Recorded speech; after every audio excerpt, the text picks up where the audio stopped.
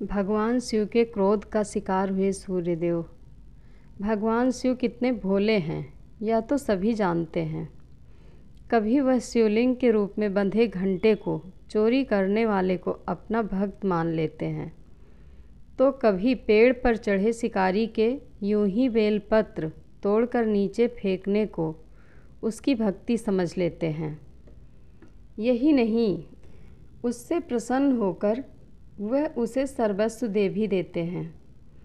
इससे इतर भोले भंडारी को यदि क्रोध आ जाए तो वह कितना विकराल रूप ले लेते हैं, इसका उदाहरण भी धर्मशास्त्रों में देखने को मिलता है।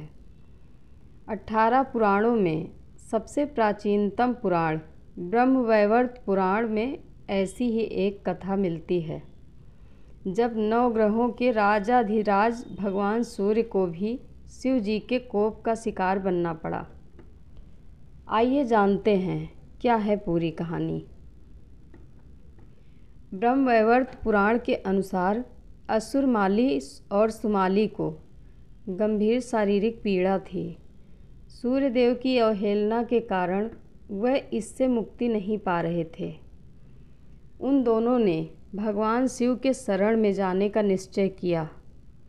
उन दोनों ने भगवान शिव के समक्ष अपनी पीड़ा व्यक्त की और न ठीक होने का कारण सूर्यदेव की अवहेलना को बताया। असुर माली और सुमाली की व्यथा सुनकर भगवान शिव व्याकुल हो उठे। इसके परिणाम स्वरूप उनको क्रोध आ गया। उन्होंने तत्काल त्रिशूल से सूर्यदेव पर प्रहार कर दिया। भगवान शिव के वार को कौन सहन कर सकता था। त्रिशूल के वार से सूर्यदेव अचेत होकर अपने रथ से नीचे गिर गए और पूरी सृष्टि अंधकारमय हो गई।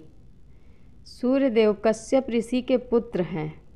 सृष्टि में अंधकार होने और भगवान शिव के प्रहार के बारे में कश्यप ऋषि को जब पता चला तो वह क्रोधित हो गए। उन्होंने भगवान शिव को पुत्र की दशा पर दुखी होने का श्राप दिया। कहा जाता है कि इस श्राप की वजह से ही भगवान शिव ने गणेश जी का सिर काटा था। दूसरी तरफ जब शिव जी का क्रोध शांत हुआ तो उन्होंने देखा कि सृष्टि अंधकारमय है। तब उन्होंने सूर्यदेव को जीवन दान दिया। सूर्यदेव की चेतना वापस आई तो उनको पिता के श्राप की जानकारी हुई। वह दुखी हो गए।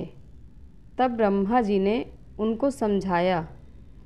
भगवान शिव, ब्रह्मा जी, भगवान विष्णु, उनके पिता कश्यप ऋषि ने आशीर्वाद दिया। फिर सूर्यदेव अपने रथ पर सवार होकर सृष्टि को प्रकाशमय करने लगे। ब्रह्मा जी ने असुर माली और सुमाली को कष्ट से मुक्ति के लिए सूर्य उपासना का महत्व समझाया। दोनों ने विधि विधान से सूर्यदेव की पूजा की, जिससे सूर्यदेव प्रसन्न हुए और उन दोनों को रोग मुक्त किया। जय भोलेनाथ।